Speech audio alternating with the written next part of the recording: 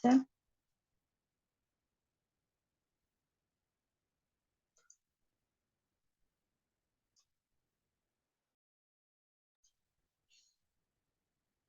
¿Cómo están? En esta clase vamos a hacer una dinámica un poco distinta, ¿sí? Vamos a empezar con unas actividades para que ustedes me escriban algunas cosas.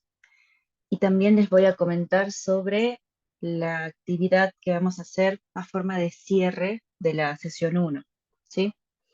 Ahora les comparto pantalla.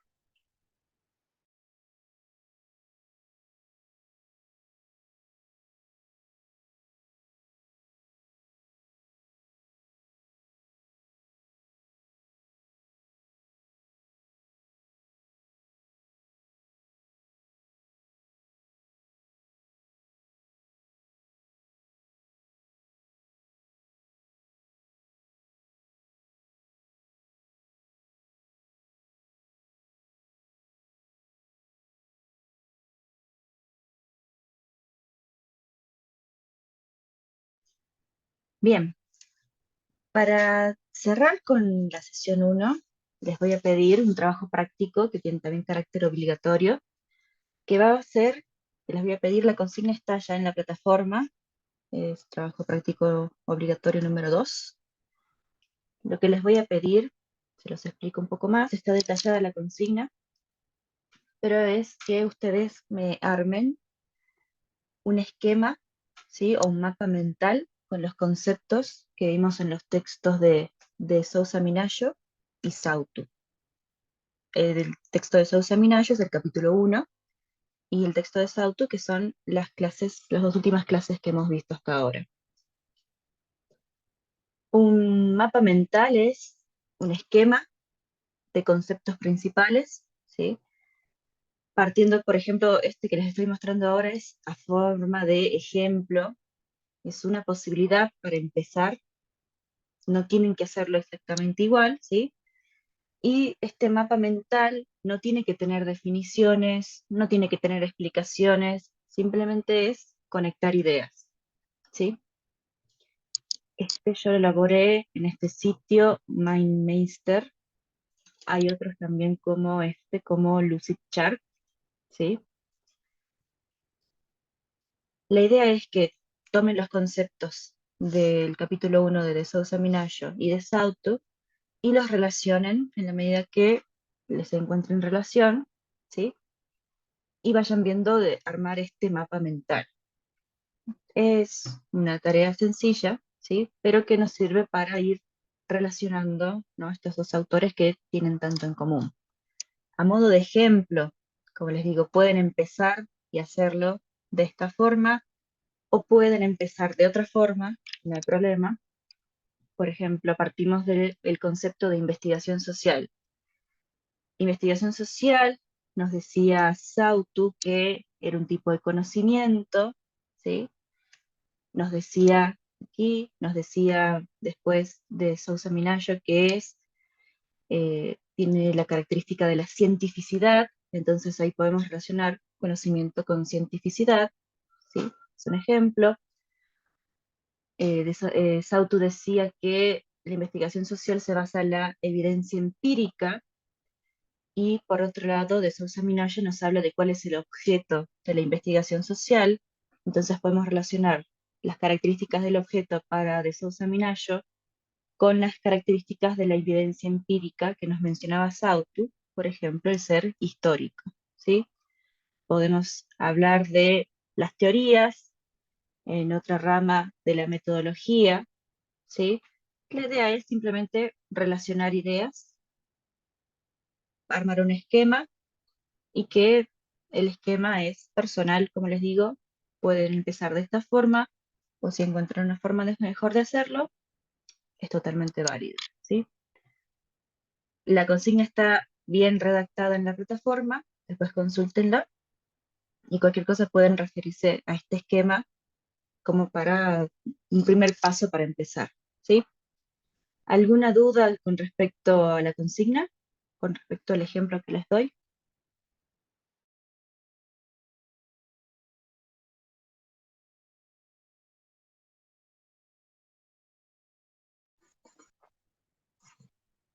No, licenciada. Ok, bien. Entonces les dejo la consigna que está en la plataforma para que ustedes lo revisen y lo hagan. Y ahí también está también la fecha límite para entregar la actividad, ¿sí? Bien,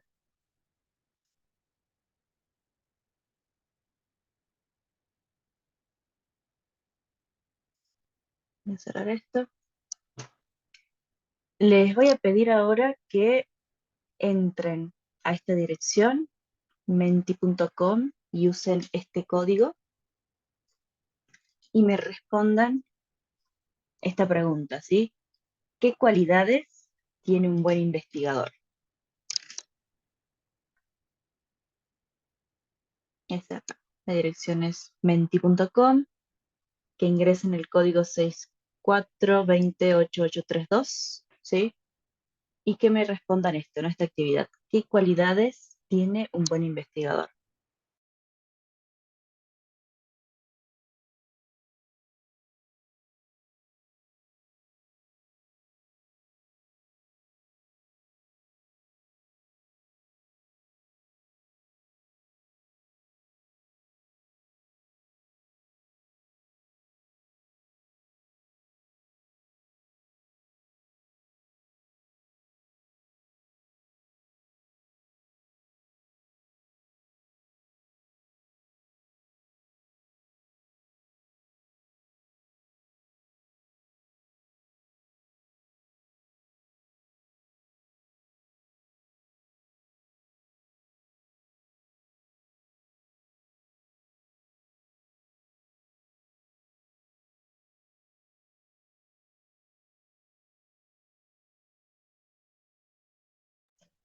Ahí en esta página y con ese código les va a dar la opción para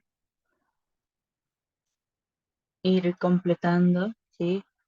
Que se les ocurre que sean cualidades de un buen investigador.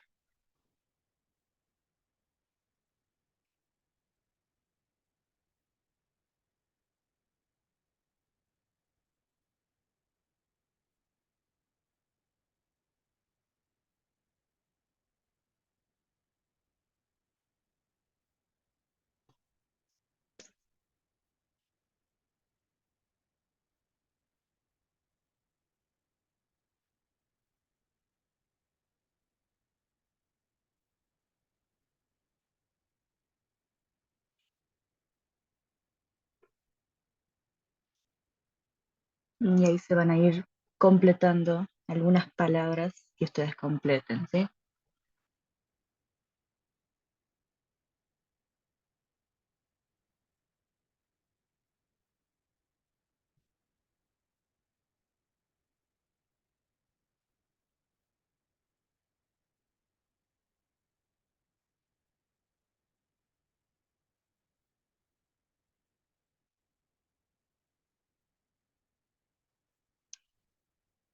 Les doy unos minutitos.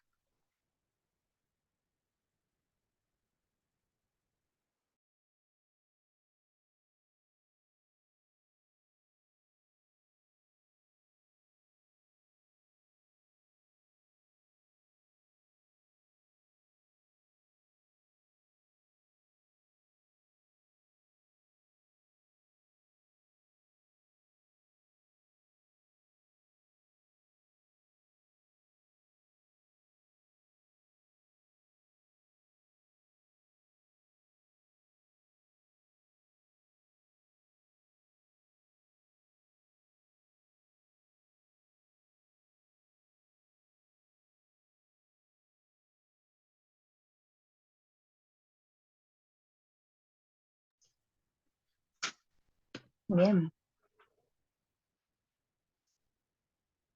es interesante, ¿no? Una característica que resalta mucho no es la curiosidad, ¿sí? La responsabilidad, ser minuciosos, ser dedicados, el compromiso, la persistencia. Me gusta mucho, debe saber escuchar, de ser honesto, detallista, observador, ordenado, bien, minucioso, tener disciplina, ser buen observador, curiosidad, honestidad, ambición, entusiasmo. Bien, perfecto, ser reflexivo, tener un método definido también, muy importante, tener imparcialidad, ser paciente, perfecto. Vamos a ver en esta clase estas características, ¿no?, que hacen al buen investigador, ¿sí?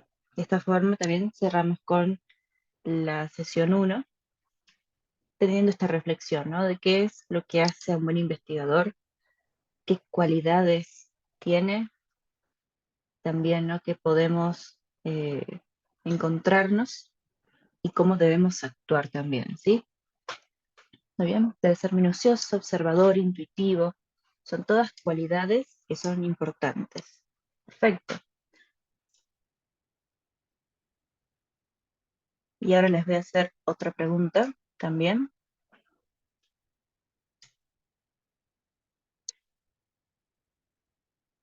En el mismo sitio, con el mismo código, la siguiente pregunta es, ¿qué debemos evitar en una investigación? ¿Qué es lo que no debemos hacer?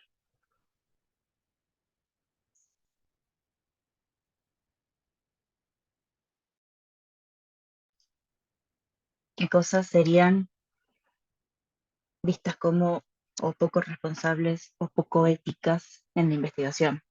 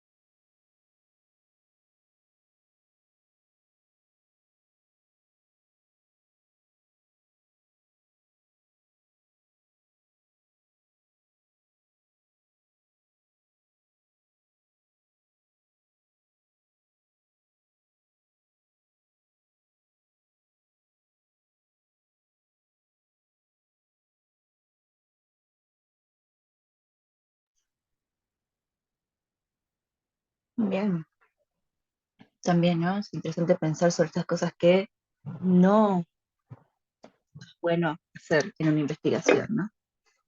Emitir juicios apresurados, absolutamente. A veces vamos con prejuicios y dejamos que esos prejuicios, que esas subjetividades también como agregaron, influyan en nuestra investigación. La falta de un objetivo claro también, ¿sí? Si no tenemos un objetivo claro, no sabemos qué vamos a buscar, entonces no sabemos tampoco qué queremos obtener. No tenemos que mentir sobre los resultados, ¿sí? No tenemos que exagerar nuestros resultados, ni hacer de cuenta que obtuvimos una gran revelación cuando no lo hicimos, ¿sí? Hacer las cosas por conveniencia, ¿bien? Transar con delincuentes, absolutamente. Ahí podemos incluir también o aceptar sobornos, por ejemplo, o aceptar cualquier tipo de, nada, transacción económica que nos tire para algún lado tanto la investigación como nuestra propia ética, ¿no? Falsear datos, no analizar los datos, muy bien, descuidar la información, el narcisismo, muy bien.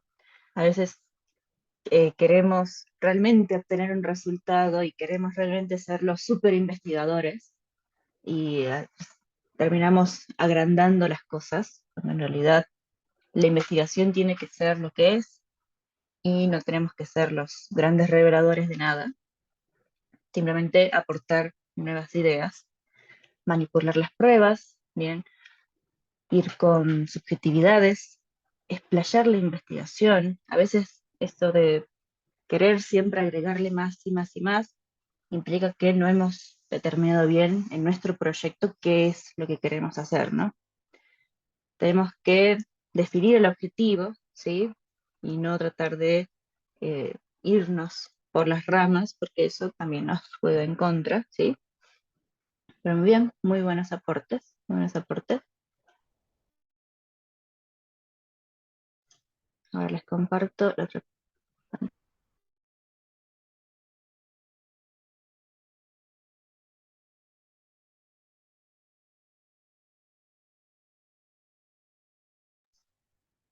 Bien, a modo de cierre, como les decía, de esta sesión uno, vamos a ver un poco las cualidades de un buen investigador, ¿sí?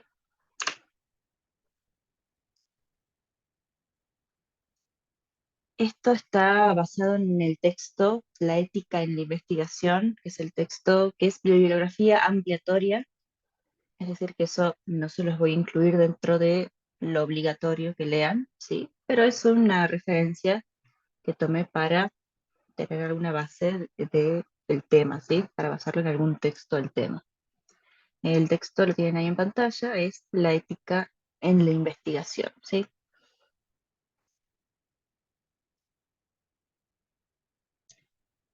Hay que dividir, ¿no? Esto de qué es la ética y qué es la moral, porque a veces lo usamos de forma intercambiada, ¿no? Los conceptos.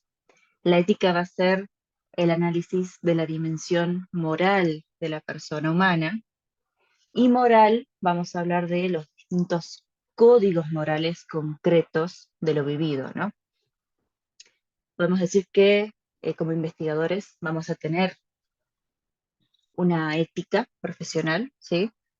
Una dimensión moral, pero también nuestra moralidad va a adecuarse a distintos códigos. Un código será el código de la comunidad científica, otro código moral puede ser la familia o la religión, ¿sí? O el ámbito profesional, ¿sí? Hay distintos códigos morales y todo esto se incluye dentro de lo que es la ética. Bien. En primer lugar, tenemos que pensar que la investigación es una actividad encaminada a la solución de problemas, ¿sí? Lo primero que hacemos cuando planteamos una investigación es querer resolver una problemática, ¿sí? Entonces, nuestra investigación y sobre todo en el ámbito social no puede ignorar los problemas mismos que lleva esa investigación. El mismo hecho de que yo quiera investigar algo y que esa investigación la haga con personas, ya conlleva ciertos problemas o inclusive ciertos posibles conflictos, ¿sí? Con los que me puedo encontrar y yo tengo que también pensar y contemplarlo a eso dentro de mi investigación, ¿sí? Les hablo, por ejemplo, desde mi experiencia. Fui a trabajar en una semana en Tolar Grande. Era un trabajo de consultoría sobre la situación y la opinión de la gente de la zona de Tolar Grande con respecto a la minería, ¿sí? Ese trabajo de consultoría, por ejemplo, sí está encargado por las empresas mineras que quieren saber más o menos cuál es la opinión general de la población con respecto a un tema, pero también, si yo tengo que trabajar en esta investigación, tengo que contemplar que puede haber conflictos, que muchas personas tengan conflictos precisamente con la minería o inclusive con la empresa para quien yo estoy trabajando, ¿sí? El mismo hecho de realizar esa investigación conlleva posibles problemas y conlleva posibles conflictos. Entonces, sobre todo en ciencias sociales, vamos a tener que siempre pensar cuáles son las ramificaciones de lo que queremos hacer, ¿sí?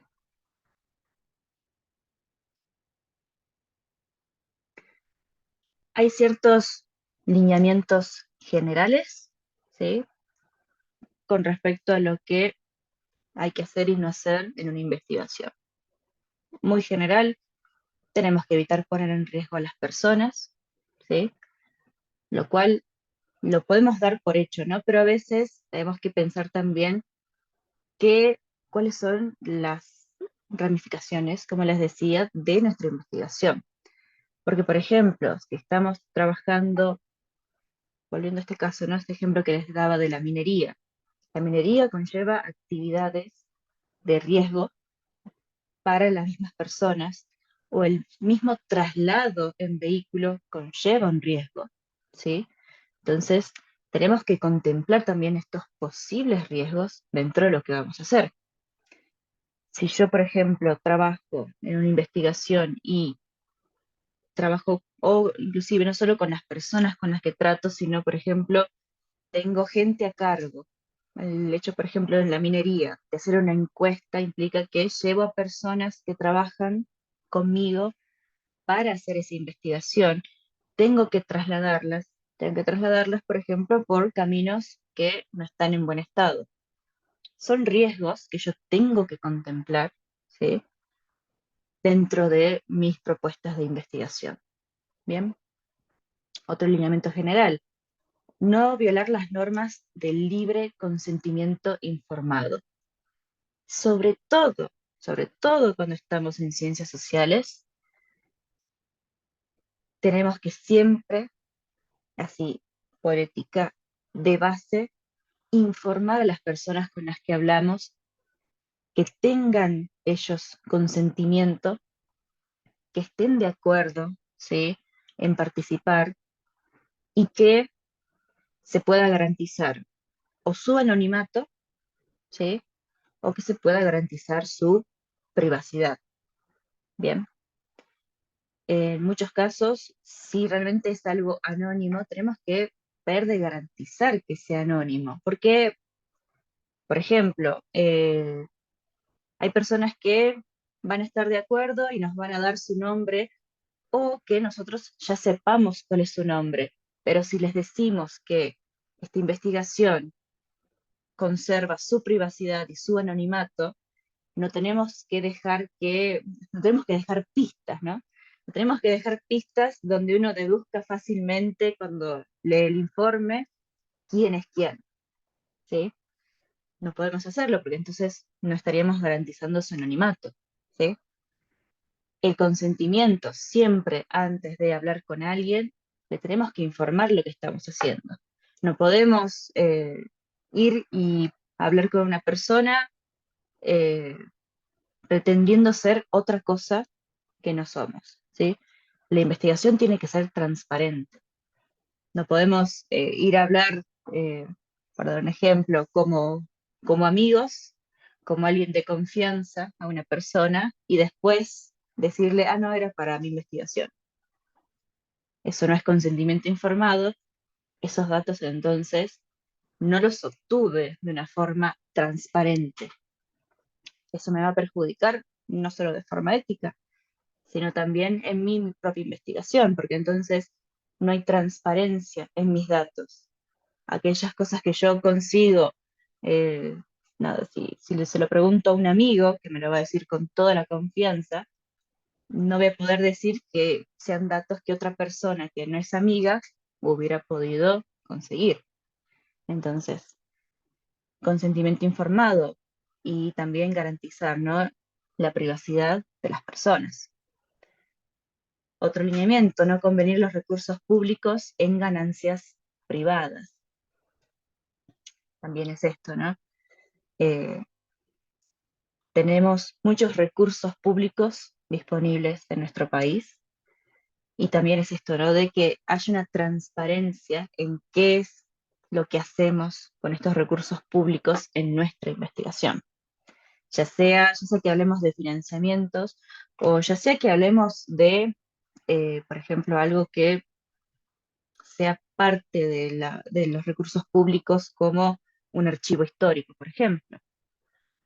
No podemos convenir con algo que es público para beneficio propio, ¿sí? Otro lineamiento general, no dañar el ambiente, por supuesto. También pensar, ¿no?, en esas repercusiones que puede tener nuestra investigación. Y no realizar investigaciones sesgadas.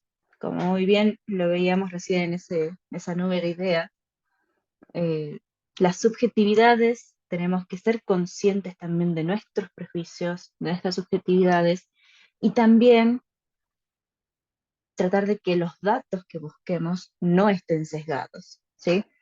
Porque si yo voy a investigar algo y solamente busco a la gente que sé que va a estar de acuerdo conmigo, es una investigación sesgada, ¿sí? Si yo voy a investigar sobre la opinión general, como el ejemplo que les decía, de la minería, y me encuentro con que hay opiniones diversas, pero solamente anoto aquellas que están de acuerdo con lo que yo quiero plantear, es una investigación sesgada, ¿sí? Lineamientos generales en ciencias sociales, esto es más específico.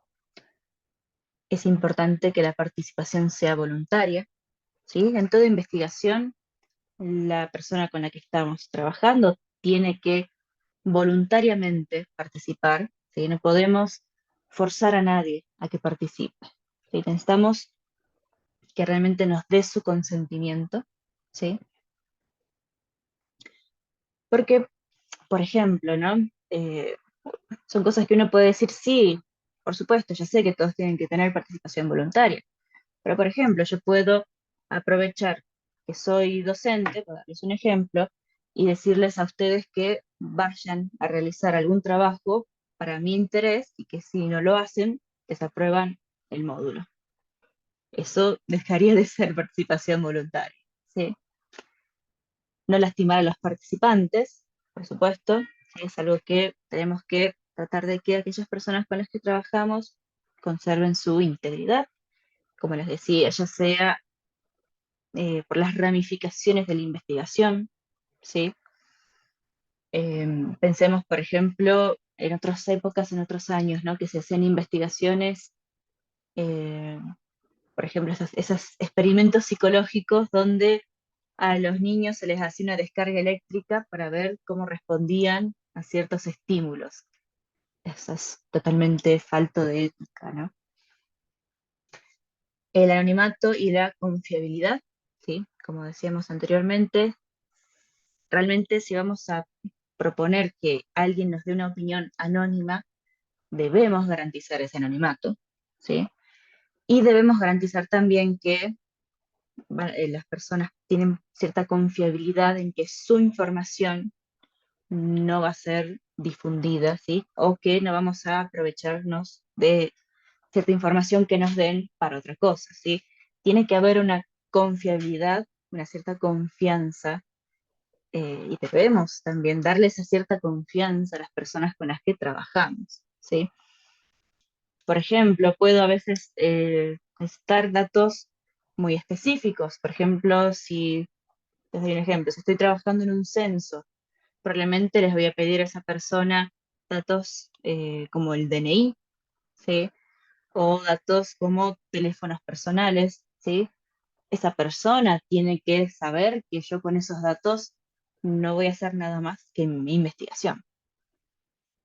Si de repente agarro todos esos teléfonos que me dan las personas con las que trabajo y los vendo para que los llamen con spam, los llamen con publicidades, se pierde absolutamente la confiabilidad, ¿no?, en mi investigación. En ciencias sociales también es importante presentar análisis y presentar informes y presentar lo que yo voy haciendo. Generalmente es importante esto de presentar algún avance de lo que estoy haciendo, presentar algún análisis eh, preliminar y desde el proyecto ya ver los lineamientos de lo que voy a hacer, ¿sí? Cómo lo voy a hacer y cómo voy a analizar esa información, ¿sí? Porque esto también, sobre todo en ciencias sociales, ¿no? Es importante tener esta noción de qué es lo que estoy trabajando, por qué y para qué me sirve, ¿sí? y también seguir las normas institucionales. Cada institución donde trabajamos, cada institución donde hacemos alguna investigación, tiene sus lineamientos, ya sea desde el punto de vista académico, por ejemplo, ahí si trabajamos dentro de, no sé, una universidad, hay ciertos lineamientos para realizar una investigación, ¿sí? Si realizamos esa investigación dentro de otra institución, que no es aparte de la académica, bien, ¿cómo se mueve esa institución? ¿Sí? ¿Qué normas debemos respetar? No es cuestión de, con el pretexto de que vamos a hacer una investigación, pretender hacer o acceder a todo lo que queramos, ¿sí? Eh, por ejemplo, yo hice investigaciones en hospitales, ¿sí? No con el pretexto de que estoy investigando, voy a pretender acceder al quirófano, así como así, con los pies sucios, con las zapatillas. No, hay ciertas normas en cada institución y debemos adecuarnos a esas normas, ¿sí? Para lo que sea que estemos investigando. También hay que pensar que la investigación social nos hace encarar aspectos de nosotros mismos que no contemplamos normalmente, ¿sí? La investigación social nos hace ponernos en situaciones que a veces no pensamos, ¿sí? Por ejemplo, les doy el ejemplo de este trabajo que yo hice hace poco en minería, ¿sí? La minería a mí no me afecta de la misma forma que afecta a la gente de Tolar Grande. Entonces, esa reflexión sobre las repercusiones que puede tener para la gente de un lugar la minería, yo en mi día a día no la tengo, porque no es algo que me afecte directamente, ¿sí? Entonces, el simple hecho de realizar una investigación en esos términos, ¿sí? En ese lugar, me lleva a que yo me cuestione cuál es mi postura con respecto a la minería, por darles un ejemplo, ¿sí? La investigación nos lleva también a conocer otras opiniones, conocer otras posturas, ¿sí? Que a veces nos interpelan o no. Y esa reflexión sobre qué me interpela y qué no me interpela también es relevante en la investigación, ¿sí? Tenemos que tratar de ser objetivos, pero no podemos ser objetivos si hacemos oídos sordos a nuestras propias subjetividades. Si pretendemos que somos totalmente objetivos y que nada nos afecta y que dejamos todas nuestras nociones afuera, ¿estamos siendo realmente objetivos? En la investigación social tenemos que hacer ese ejercicio de reflexión y de decir, bueno, esto que estoy investigando me afecta o no me afecta de esta forma, ¿sí? Porque si yo hago ese esfuerzo de reflexión, entonces cuando vaya a investigar realmente, voy a ser consciente de qué subjetividades yo estoy teniendo, porque eso puede afectarme los datos. Si, por ejemplo, en este ejemplo de la minería, yo reflexiono y digo, bueno, resulta que estoy eh, a favor o en contra de la megaminería en Salta. Esa postura yo la puedo llevar y puedo terminar estando mucho más de acuerdo con la gente que comparte esa postura y reflejarlo mucho más detalladamente en mi trabajo, en mis datos, y aquellas personas con las que yo no esté de acuerdo, puedo, bueno, eh, anotar así escuetamente lo que me dicen y no le estoy dando entonces espacio a estas distintas opiniones, ¿sí? Entonces siempre tenemos que pensar que la investigación nos hace contemplar aspectos, situaciones y hasta inclusive emociones que generalmente no contemplamos.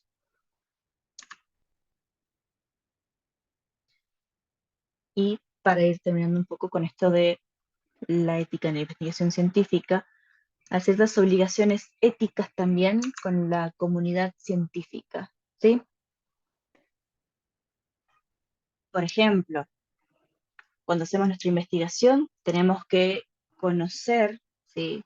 Toda investigación tiene que ser comunicable, bien, tenemos que poder comunicar nuestros resultados, sean los resultados que esperábamos o no, ¿sí? Tenemos que plantear nuestra investigación conociendo cuáles son las desventajas técnicas y las posibles fallas que tiene la investigación, y también tenemos que comunicarlos, comunicar todo esto. Muy bien cuando me decían, me hablaban del narcisismo, ¿no? Como una cualidad que debemos evitar, porque a veces, como les decía, queremos que realmente nuestra investigación salga de la forma en que queremos, ¿sí? Que tenga ciertos resultados, y estamos obviando datos o estamos obviando inconvenientes que tuvimos en la investigación porque no queremos que nadie nos critique nada, ¿sí? Es parte de la investigación comunicar también cuáles son estas fallas que podemos tener y también cuáles son las desventajas técnicas que tengamos, ¿sí? Eh, por ejemplo, si vamos a hacer una investigación donde usemos métodos cuantitativos, ¿sí? Vamos a hacer encuestas y vamos a realizar porcentajes sobre, por ejemplo, opiniones sobre algo. Tenemos que conocer y aclararlo también en nuestra investigación, que si lo aproximamos al tema de forma cuantitativa, estamos dejando cierta profundidad de las técnicas cualitativas de lado, ¿sí? Entonces tenemos que ser conscientes de esas desventajas y aclararlas. En toda investigación es mejor aclarar lo más posible, ¿sí? A veces estamos tan compenetrados con un tema que nosotros mismos sentimos que es obvio, que no hace falta aclararlo. En la investigación tenemos que hacer de cuenta que alguien que no tiene ningún conocimiento lo pueda entender, y tenemos que aclarar, sobre todo aclarar, ¿no? Todo lo que empleemos. Usamos tal concepto, ¿qué significa este concepto? ¿Por qué lo usamos? ¿Sí? ¿Y para qué nos sirve? ¿Usamos alguna técnica? ¿Por qué usamos esa técnica? ¿Para qué nos sirve? ¿Por qué elegimos esa técnica y no otra?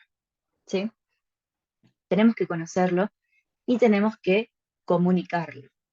Bien, el simple hecho de elegir una metodología y dejar de lado otra es algo que nos pone en una desventaja, porque obviamente no podemos hacer todo y no podemos pretender hacer todo.